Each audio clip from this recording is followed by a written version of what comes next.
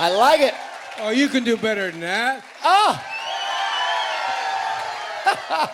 All right. Good afternoon, everybody. As always, I'm your cruise host, Jason, and whether you're live here in the studio audience or you're watching back on your stateroom televisions, thank you so much for joining us for another edition of All Access Pass. As you know by now, All Access Pass is my chance to sit down with your favorite stars, your headliners of the cruise, get to know them a little bit better, and then ask some of your questions that you've asked here in the audience before we got on stage. Today, I am joined by Rock and Roll Hall of Famer, top 5 drummer of all time, Mr. Danny Seraphine, founding member of Chicago. Thank you. And next to him is no slouch. If you don't know this man well by now, shame on you. He is an absolutely fabulous vocalist and bass player. He's played with all the who's who of the rock stars of the world. But fortunately for us, he did perform as the lead singer and bassist in Chicago once Jason Sheff departed the band, where he had a great run. And now, fortunately for all of us, Danny stole him to be part of this group right here. This is Jeff Coffey right here at the end. How you doing?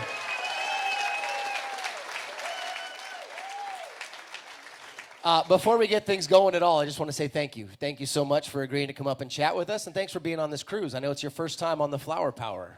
First time on the Flower Power, but I love these cruises. Yeah, they're cool. Great. The people are great, and I love hanging with the folks. So yeah. It's what you guys have done one show. You got one more to go, obviously. And Jeff, I'll aim this at you. When you step out there and you start singing these iconic songs, Let's make this a two-part. What does it mean to you to be able to sing these songs with Danny? And then what does it mean to you to have an audience like this that's so in love with you guys? So start with what it means to you. Well, it truly is an honor to have been given the opportunity to play that amazing catalog of music because, I mean, it truly is.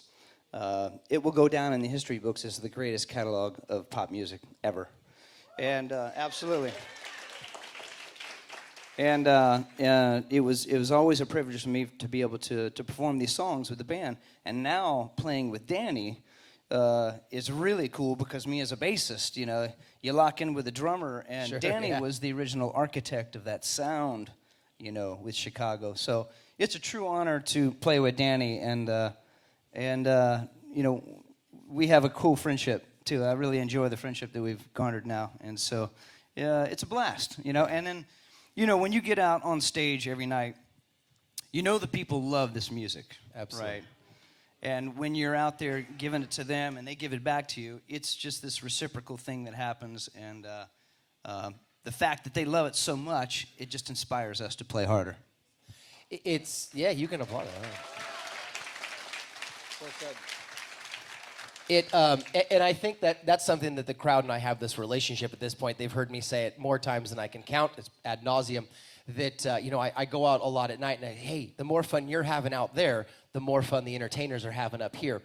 I think sometimes we as an audience, and I'm putting myself out there because I get to watch shows too, think that you guys are just buttoned up and wrapped up and the show goes as it goes and it's always the same energy, it's always the same delivery. And I'm aiming this at Jeff. You just wait your turn, Danny. I'm aiming this at Jeff. So as you step out... Last time I was here, I was just getting drinks for you guys. It's pretty much, yeah. I think I said 6 words and you said 4.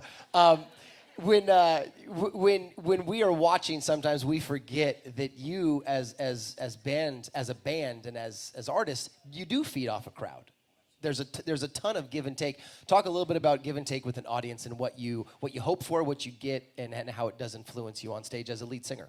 Oh, absolutely. I mean, every musician that's on this boat today and has ever been on these cruises has been on stage knows that there's some gigs where it's just the audience just isn't really there. And you're just like, okay, when can we get off stage and have a drink? And but then there's nights, which is usually most of the time. Sure, yeah. And like last night, if anyone was there last night,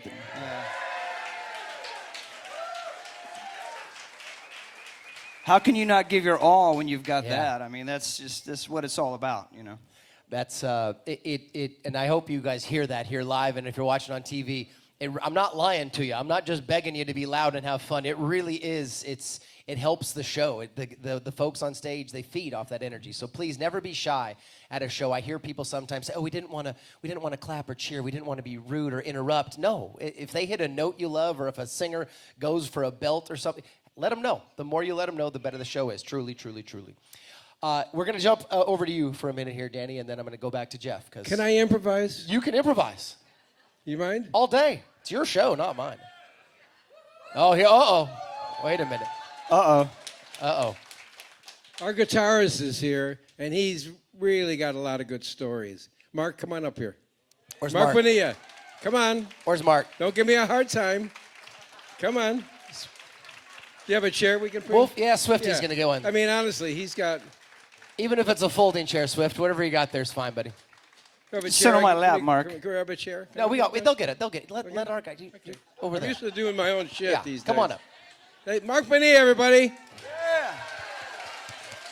Come on up. Yeah. You don't have to hop up, but you can. Okay. Well, that's one way. Hey, brother.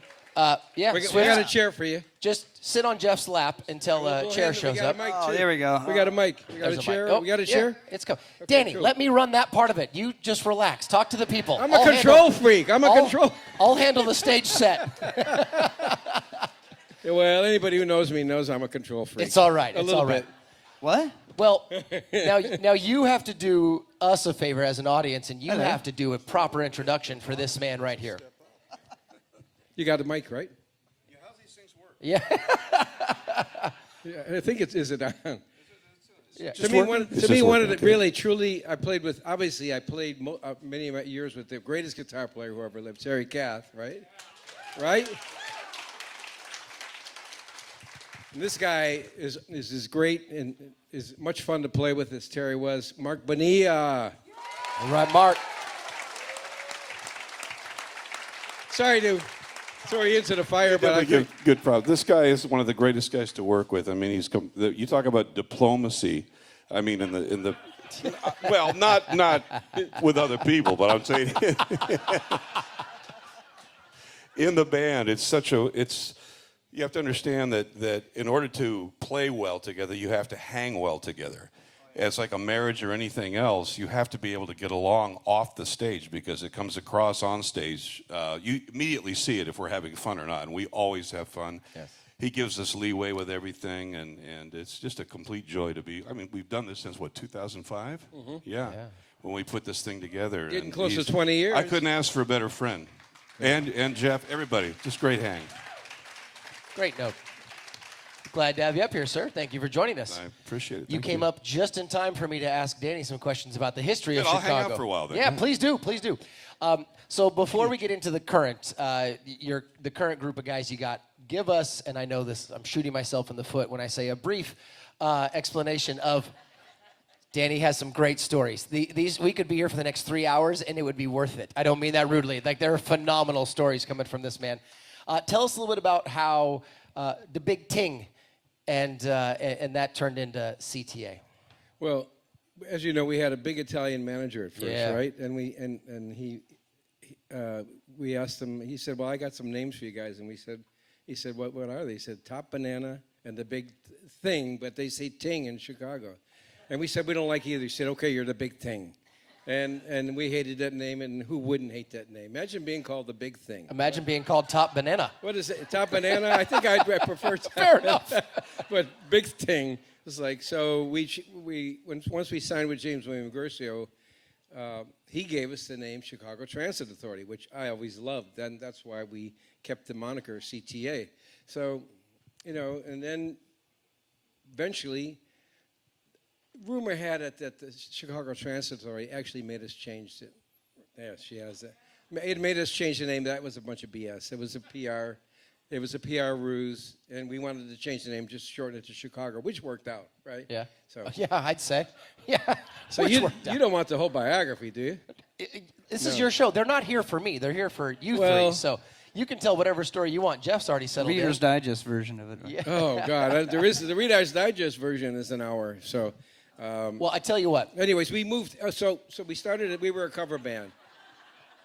We Keep started, going. we started as a Go. cover band in Chicago. Yeah. And we were a good cover band. Let me tell you, we played all the Motown, the Four Seasons, and the Rascals. We played the Rascals. We did a couple of Felix's songs, and it was a great way to kind of, cut your chops, to cut your teeth, so to speak, and just get, your feet wet with music. And so we learned other people's, and then we started doing original arrangements, like really unique, cool arrangements of all these. Hold on, I'm coming.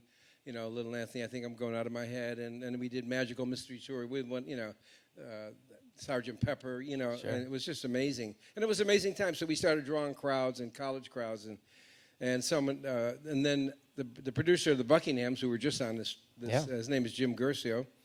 He came in, he'd heard about us, came to see us, and flipped out and said we were the greatest band he'd ever heard, whatever, blah, blah, blah. But he signed us, and, the rest is history. We went, in the summer of '68, we all drove out to L.A., lived in a two-bedroom house, 7 of us in a two-bedroom house in Hollywood, and we conceived Chicago Transit Authority, which, it was, we didn't know how good it was. Sure. I mean, every day we were learning and creating a new song, and we hit the studio that winter, in the winter of '68. We did the record in 2 weeks. We had only 2 weeks. We had a limited budget. Quick story: Clive Davis our producer, produced Blood, Sweat, and Tears, who was our competition, and I'm going, what the? Are you kidding me? I mean, he's producing and he produced Spinning Wheel. I mean, which was won a Grammy, I think. So I thought we were screwed, And it took us a while, but we eventually kind of overtook them. So I would say, but we made a great record. I mean, it was completely unconscious. The second album was thought out and focused, but and then the second album we changed the name to Chicago. Yeah. You guys, last time you and I chatted, we all chatted, you were talking about how living in that 2-bedroom with all of you guys, as rough as it was, it also played a huge role in helping you guys, because you said the room, the rehearsal room, your jam room was tiny, so it was you were a small living room. Peter, Walter, and myself slept in one bedroom on air mattresses, and I don't mean air beds. I mean the kind of mattresses you float in a pool. We'd go to bed. So 3 of us, we were on those 3. I mean, it was kind of comical, really. We'd look at each other and go, okay, good night. And we'd wake up. This better work. We'd wake up flat on the floor. Yeah, the air. The air was just like, And I got to tell you, we had a lot of fun, you create your own fun in those days. We had no money, right? I mean, our producer, Jim Guercio, gave us $45 each a week, and we had our own little place in the refrigerator, and we'd fight over, like, did you eat my SpaghettiOs, or did you eat my stew? SpaghettiOs. I mean, the highlight, we used to play a gig in Alhambra called Itchy Foot Moe's, and the great part is we got these big cheeseburgers, free, and that was like, wow, we're going to really book us there. Yeah, we're going to, I mean, I thought we were, You'd made it when you had a 1-pound cheeseburger. So, it was a wonderful time in the band, and it really, really created a brotherhood, which lasted a long time, Yeah. I mean, it lasted pretty much, it got a little weird once money and politics, all the bullshit that comes with fame got in the way, but, I still love those guys. I have a really special place in my heart for all of them. And you had said last time that without James Guercio, you don't know if there would be Chicago. No, there wouldn't have been. That he really, truly helped define. Yeah, he really pointed us in the right direction, gave us the name, was a marketing genius. Obviously, the whole Chicago logo that was his idea, right? The logo he said, we want to have a logo like Coca-Cola. I mean, and that's what it is, I mean, I don't know if it's as well known as Coca-Cola, but it's pretty amazing. Yeah. I mean, it's more well known than anybody in the band, the logo. So he was brilliant. Jim Guercio, There it is. he deserves it. Yeah. So, I mean, honestly, it would take the whole freaking cruise to go through all the ins and outs. So no, it's good. That's the you guys get to LA and obviously you're starting to make it work. You're starting to figure it out. You're starting to play at Whiskey. You're starting to play at and you said yourself at one point that you met Hendrix backstage, and Hendrix came up to you guys and said, "You're the best effing band I've ever heard." Yeah, he did. He didn't say effing. You though. can say it, can't you? Well, I probably could, but I don't want to lose my job. You can say it, but I can? Yeah, of course you can say it. Yeah, he said you're the best fucking band I've ever There you go. heard. All right? Let's just... Nobody should have to paraphrase Hendrix, right? I'm sorry No, if you're good. anybody gets insulted, but our TV show. too bad. Listen. I ain't changing. I'm too old to change. I'm 75, so... Yeah. Notice there he said frickin'. Yeah, he's not sure which second. It's great to see I'm not the oldest one in the room right You're now. not, yeah. No. I like that. Okay, Yeah. you know what? We fucking invented it. So let's be proud and have fun. We invented this whole crazy, Yeah, absolutely. That's got to feel pretty good, though, when you guys are still young, you're still kind of making your way, and a legend like Hendrix comes back and says something like that. It That's was gotta mind-blowing hit. because we were listening to him. Sure. And Mitch Mitchell was with him, the drummer. Yeah. It was a great experience, and then he took us on tour, really helped break the band. And Janice as every well. interview, because he loved our guitarist, Terry Kath, who didn't. Yeah. I mean, he absolutely loved Terry. Every interview he did, people would say, how's it feel to be the best guitar player in the world? And he'd say, I'm not. Terry Kath is. And, I don't know who's better than Jimi Hendrix, but Terry was amazing, It was a great time. It was a great, and then we toured with him for, like 16 or 20 shows, and it was really a great experience. You guys bumped into a lot of folks. I mean, you got to play. You told me a great story last time about playing on a triple bill, and a very famous individual were missing their drummer, and tapped you to sit in. Santana, yeah. His drummer didn't show up. It was a Santana blues band. It was before the famous Santana. It was just, we were just starting off, and it was a Santana blues band, and his drummer, he comes backstage, Danny, my drummer he's not here. He didn't show up. He said, can you play the blues? And I said, I'm from Chicago. So I went up and jammed with him. I never heard his music, and it was just amazing, and that we formed a really strong bond from that. Who else played that night? Janice. Yeah, got to know Janice really well that night. Well, you guys had a little encounter. Well, I was standing on the side of the stage watching the encore, and in awe because the people were just going crazy. Big Brother, and so her set was ending, and I was walking backstage. I was kind of taking my time because I was laid back. I think I'd smoked some weed, to be honest. And she was in a hurry, and she said, "Get the." I'm going to say. You can say it. It's Janis Joplin. When we're talking about Hendrix and Joplin, you can use the words. Get the fuck out of my way, right? And I'm a street guy from Chicago. I looked at her. Fuck you, bitch. To Janis Joplin.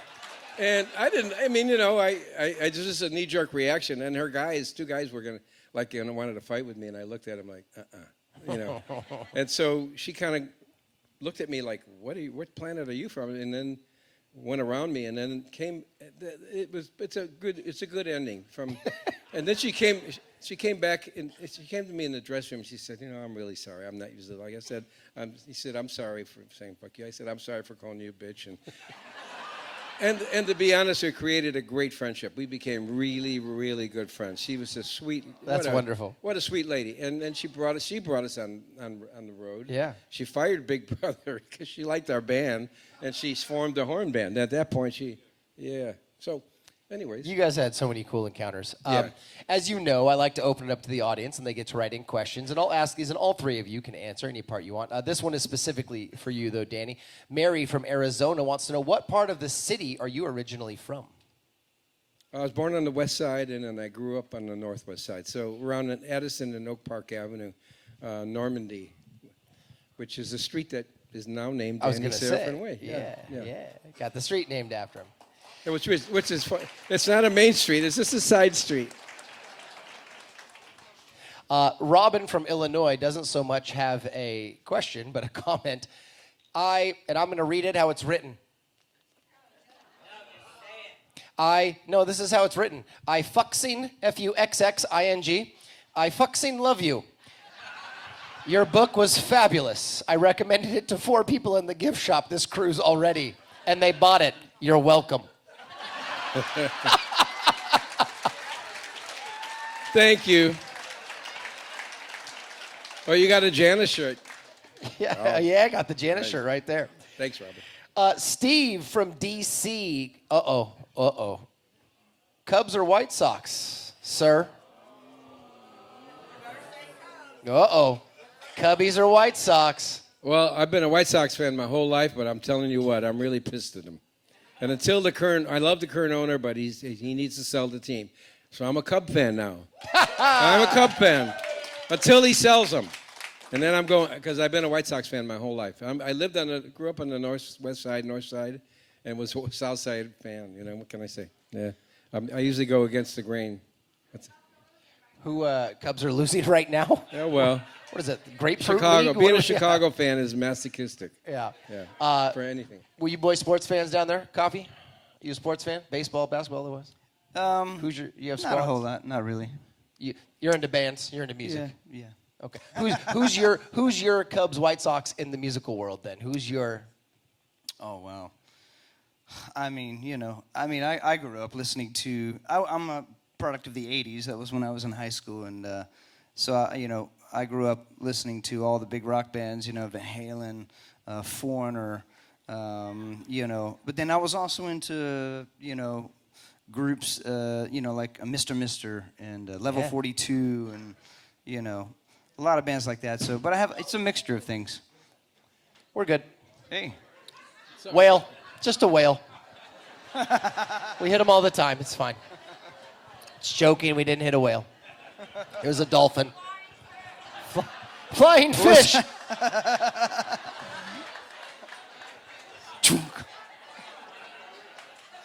Continue. Sorry. Please, sir. Continue. The fish didn't like my musical choices. Is what it was. Your choices in bands were clearly awful. Yeah, off. You're totally off. I was into singers like Steve Perry, and I was into Queen, Freddie Mercury, so those kind of things caught my attention. Fair enough. Sports fan or music fan? I'm a Raider fan. Raider fan. Yes. Oh. And I'll tell you a quick story of the last Raider game I was at with this man over here. He invited me to the new stadium, Allegiant Stadium. We got beautiful gorgeous. seats. Oh, it's gorgeous. 2 years ago with the Patriots, right? So, watch the whole game. We're sitting there drinking, and I have to pee in the fourth quarter, like it was like a minute and a half left in the game. I said, well, I know that there's going to be a big rush into the loo, so I positioned myself at the top of the stands there so I could watch the game. There was 2 seconds left. I thought, okay, they're going to down the ball, and they're going to go into overtime because it was tied up. So I go into the loo. I start, what I need to do there. Midstream, I hear the entire stadium go wah, like this. And I'm going, what the hell just happened? And if you've ever tried to cut your pee off in midstream, women can do it, guys cannot. All right? So I'm trying to limp out of the place to see what the hell I just missed. I see Danny and everybody coming out of the stadium going, what the hell just happened? Says, you're not going to believe it. The Patriots tried to lateral and went like sideways, and they intercepted and ran it for a touchdown. Missed the biggest bonehead play in NFL history, and I'm in there taking a whiz in the thing. So I was bemoaning this on Facebook. I had a fan of mine send me a catheter bag with a Raider logo on it. I'm not missing another play. I have that in my guitar case now in case it's an emergency. Just in case. So I'm a Raider fan, yeah. Yeah, got it. Die Hard. Matter of fact, we'll start with you, Mark, on this one. Alan, who comes to us from Australia, from Brisbane, to be exact. What is your favorite Chicago song? My favorite is Color My World. Oh. Now, because it was my first oral encounter, I'll say. I just kind of got sucked into the band, I guess. So Here they come. I told you I knew what I was doing inviting them up here. You wanted to look a little more tame. It was dangerous because it was in a trailer right next to my swim coach. It was my got swim enough. coach's granddaughter. That right there is death-defying. So it had a special place in my heart and other parts of the body when I hear "Color My World." So. Hey, Mark, your wife is here. Did you know that? I know she's here. She understands. I was only 15. Okay, all right. Coffee. Tell us. Where do you go from there? You don't. I could say anything, and it's not going to be that good. Yeah. You're all right. What's your favorite? You're a hard act to follow, man. Literally. That's what she said. Yeah. They're coming fast and furious now. You know, I love it. God, I can't wait. Yeah. We've lost all control. Yeah, it's over. Thank God it's the second to last day. Yeah, this isn't day 2. Jeff, what's your favorite? This Chicago goes on song to all sing? the time on the road with I'm these sure, guys. It's yeah. nonstop and it's great. It's just fun. That's what he's talking about. The hang is so important. This guy is all about the joke, so it's like it's always a good laugh. No, but I mean, I've been asked that a lot. I'm sure. I don't have a particular favorite. I mean, Question 67, 68 is a pretty cool song. Yeah. I like singing the ballads, because those were big on the radio during my time. So, that's always fun. And like all the pretty girls cry out there when you sing something like that. It's important. It is. It is. Let me go on record. It says this guy sings the Cetera stuff better than anybody in the world, in my opinion, without a doubt. And that's the truth. I mean it. They're all in the same key. They're not lowered. I mean, they're still in. Yeah. I mean, those are great. badass songs to sing. Trust me. How about you, sir? Favorite one of your? I know they're all your children, but a favorite Chicago song. One of. I love Beginnings. I've always loved Beginnings. What is it about it? All the drum fills. I just remember the CTA album was one of the very first recordings with drums recorded in true stereo. Across, they used to be where the Beatles records, they were all on the left side. Well, our producer Gercio, when he talked to me, he said, "I want to record the drums." He had this vision, and so if you listen, the drums they go across the speakers, and so we're playing Beginnings, and it's like he's in the booth going. He's standing up like really excited, jumping up and down, and I'm going, okay, so I just played nonstop. I mean, I tried not to step on things, but I still. So yeah, Beginnings is. I like it. I mean, it's just a great drum part, but that's one of the reasons because it was the producer was going. They usually tell you don't play too much, play less. Yeah, yeah. He said play as much as you can. Play more. Yeah. Yeah. That is a great day for a drummer. You can applaud that. It's okay. We don't have to be shy with applause. We can let it go. Eddie comes to us from Long Island. Eddie always writes good questions. This is actually something we already talked about. Did you have a relationship with Carl from the Buckinghams? Because he talks frequently because you guys shared agents and whatnot, that he helped, he saw you guys with Jim Gercio and helped get that started. Well, we were both starting out in Chicago, early days. The Buckinghams were the very first band out of Chicago to make it. Yeah. That with kind of a drag #1 record, and so they were kind of like the pretty boy. They were all handsome Italian guys dressed in Edwardian suits. Yeah. But they're neighborhood guys like Italians, all of them Italians.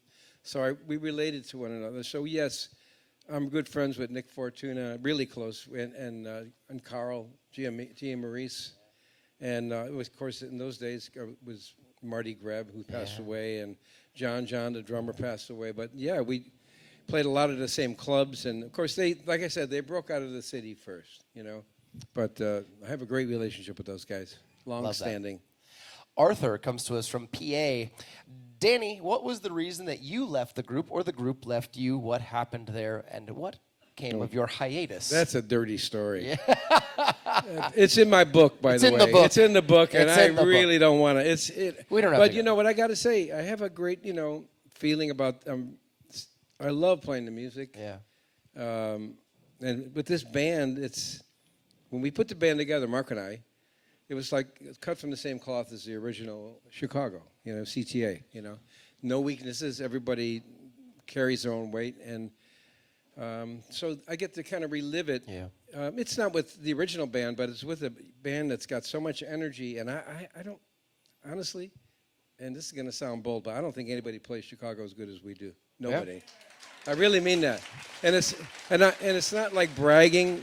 It's just confidence because these guys in this band take it and they treat the music with such respect and reverence because they kind of, they grew up on it. Mark and I have talked about, and Ed Roth and Travis and Jeff, they really believe and they feel the music. So it's always done with the nth of integrity. It's amazing. I will add though that when the split happened, you took about 15 years, is that? Yeah, I stopped playing for 15 years. In Colorado. You disappeared into the Yeah, mountains. I disappeared. Yeah. Into the mountains? Into the mountains. I think Jeff told us last time all he did was smoke a lot of weed. Oh, Mark, yep. Microphones are tricky.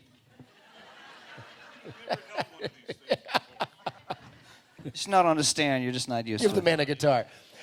You disappeared, though. You took a little hiatus there into the mountains of Colorado. I took a long hiatus. 15 years is a good I didn't stretch. know if I was coming back, to be honest with him. Mark's one of the reasons I came back, and Peter, the late great Peter Fish, who was talked me into coming back.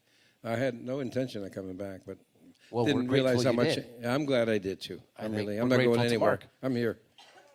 Yeah, so are we, exactly. Thank you. I mean, and you share that with, and forgive me, Mark, I don't know your history, but I know you share that with Jeff. Jeff, you kind of packed it in there at one point too. You were talking about when you started gigging in Nashville, kind of between there, you kind of packed it away and thought, yeah, maybe it's not for me. Yeah, I did. I mean, I when I was in high school, I always envisioned making the move out to L.A.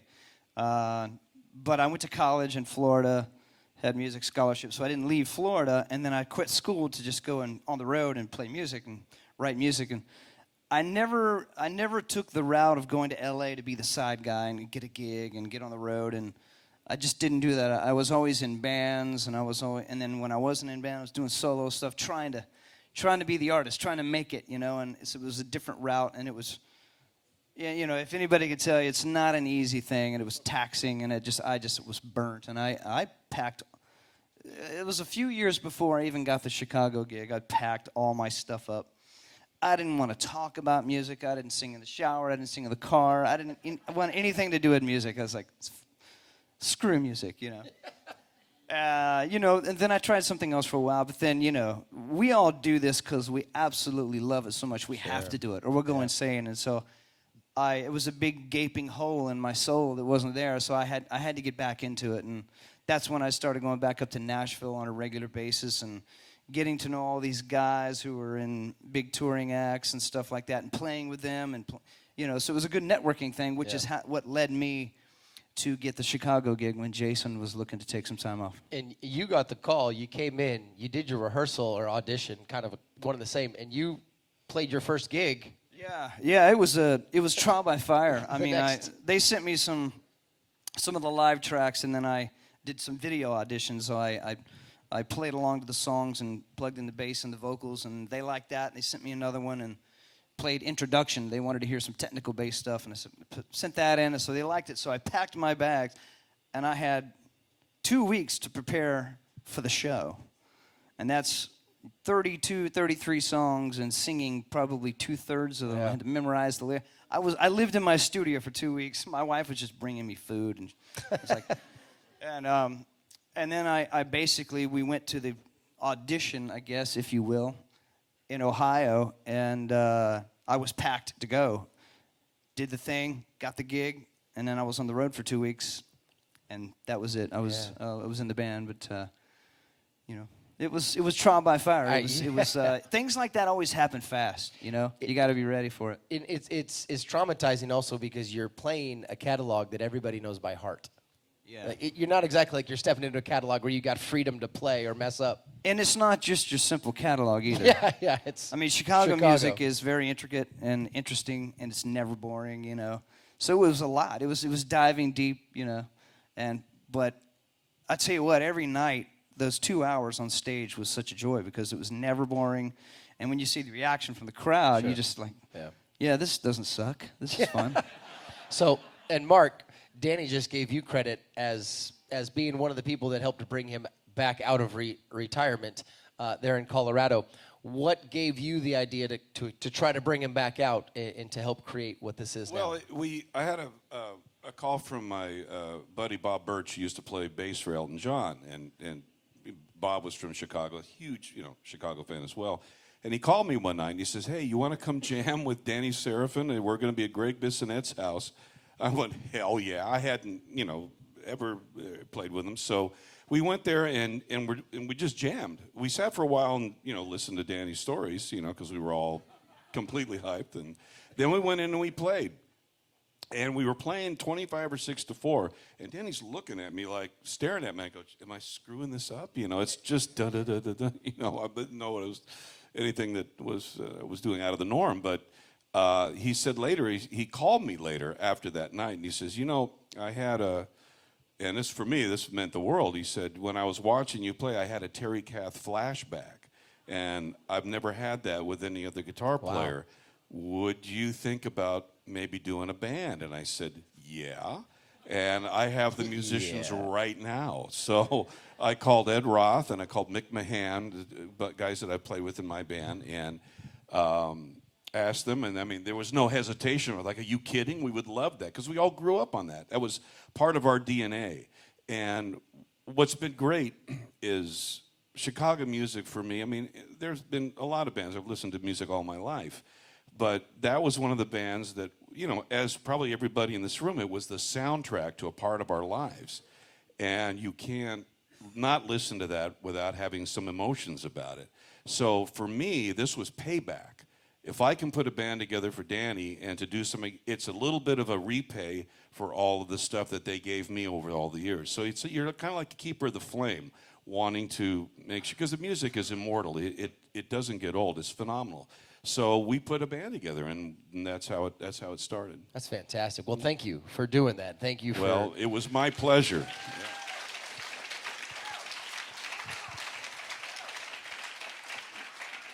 Rick and Faye, we already kind of covered your question there a couple times. Carmen, who comes to us from, not really sure, says, Danny, you're pretty hot. Are you single? Carmen is a woman?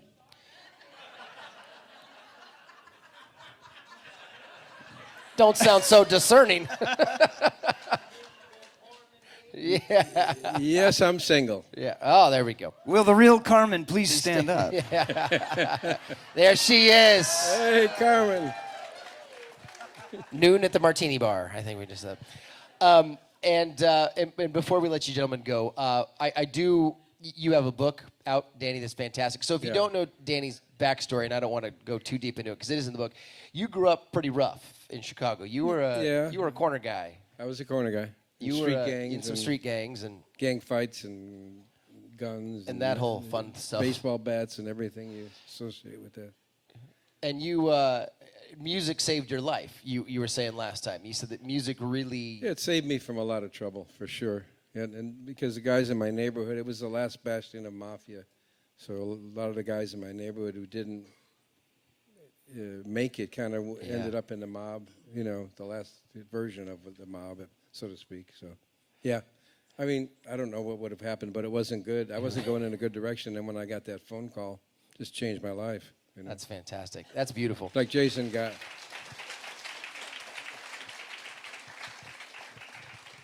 And you wrote, your book is Street Player, correct? Street Player, My Chicago Story. Yeah. And if you have not read it or purchased it, hey, there it is right there. There it is right there.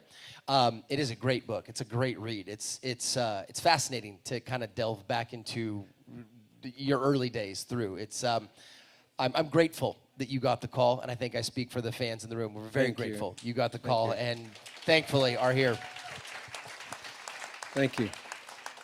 So the last two things that I wanted to bring up before we let you go, because they are going to sign some autographs for us out there in a minute. In your Rock and Roll Hall of Fame speech, you are famous for dropping 10 light and loud F-bombs right there on the speech. Knock it off. If you're going to the autograph line, sit your asses down. Knock it off. It's not how this works. You're going to make it longer if you do it. No one else gets up and goes. Let those. You are notorious for dropping 10 F-bombs in the Rock and Roll Hall of Fame speech. And it was pretty epic. It was pretty rock and roll. It was natural for me. Yeah. I had no problem. I could have dropped 20. With the way I felt at that time, I could. Luckily, I didn't drop. But to be honest with you, they left every one of them in the telecast. So I thought I was in trouble. I really thought I was screwed because I went, oh, my God, I'm so sorry. What did I just let? I let it all fly. And they said, well, yeah, and they left it all in the telecast. Yeah. So I guess listen, I loved it. I thought it was great. The story I want to leave people with is my favorite story that you told me, told us, Jeff and I, last time you were on this stage, and I know it's not an unknown story, but you told us about the time that a hairpiece saved your life. Would you care to regale us with that as our closing moment here? Okay, so during the 80s, if you look at any pictures of me in the late 70s, you could see my hair was really thinning, you know? And then if you looked at the pictures in the 80s, I had a full pompadour, right? Well, it wasn't real. I mean, you probably, now you may know that already, those who have read the book. So everybody, I wore a hairpiece. It's kind of an experiment, and everybody, you know, this nice, you know, kind of styled like when I was a kid. And everybody said, oh, you look so great. The band even loved it. You know, you look so young and so great. And anyways, so I started wearing hairpieces. And anybody who wears a hairpiece, and I don't want to say anything in the room, but you become so every mirror you're walking by, you're looking at yourself, you know. and it's like, you know, a bad hair day is when you put it on crooked, right? and everybody's like, say, you're looking at me, and you're looking at me this way, and and you know, straight on is tough to decide at that point. So it's really, it's a whole, you know, it's kind of a charade kind of a thing, and you start believing it, of course. And you know, it's even as crazy as, like, you know, I've been single on and off quite a bit lately. Last 20, you know, so you bring a lady, you know, and, you know, you get into it, and she kind of wants to start putting her fingers in your hair, and you've got her arms pinned down, right? Which terrifies her, I'm sure, yeah. You got her arms like... We understand. She's trying to... Right? And... Well, you wanted the story. What do you... I didn't need the visual. I'm not going to be able to unsee that. So you got her arms pinned down. So she's going, this kind of hurts. So you know, she's trying to put her hands in your hair, and it's like, it's, you know, it's scary, right? It's like, can you imagine pulling just comes right off? As a lady, you get, like, all of a sudden you run your hand in the hairpiece. Okay, so. I want to just give you the mindset, right? Yeah, I think we got it. I think we're all there now. You jump in a swimming pool, make sure it's the shallow end, right? And your head's above the ground. You know, you're kind of in the pool.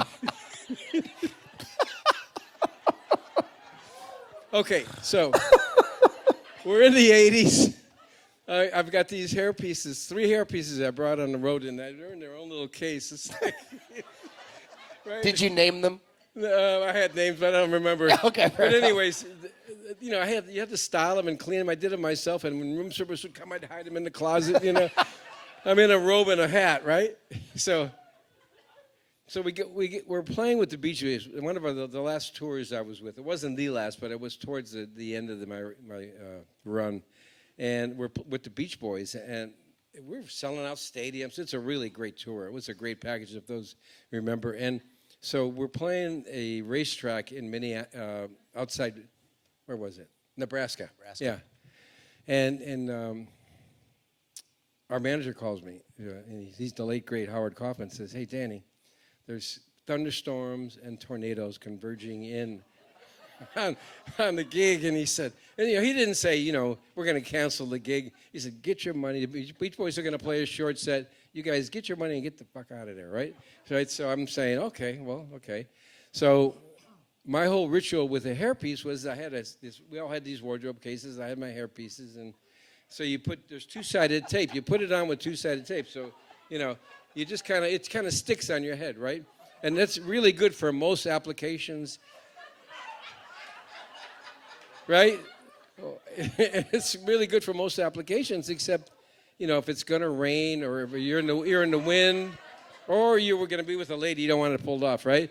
So there's this glue you can put on. It's like blowtorching it to your head. You can't get it. You have to have. I mean, to get it off your head is like practically cut it. So, okay, so I get to the gig, right, and it's like I'm thinking, okay, I'm going to have to do the blowtorch thing, you know. So, and I look and it's like it certainly looks ominous, but it's dead silent, no wind. Nothing. Everybody knows what that means. You know, I didn't use my brain. What can I say? So I'm thinking, just put it on normal. I'm going to be fine.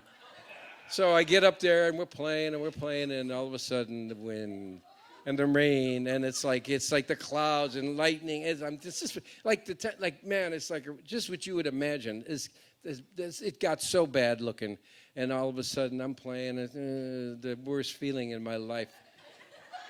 The wind is getting under my hairpiece, right? It's starting to. And I'm playing, right? And I'm going, God, don't do this to me. I know I've sinned a lot. I know. I've been a bad boy, I guarantee you. I'll be good. I promise. I'll never again. Please, God, don't do this. And it's like, it's rocking it. It's like, and I closed my eyes and I saw the vision of it flying off my head. And 50,000 people like pointing at like laughing like you guys, like seeing this thing, like it's basically hanging on by strands. It's doing this, and I'm playing my drum fills with one hand, right?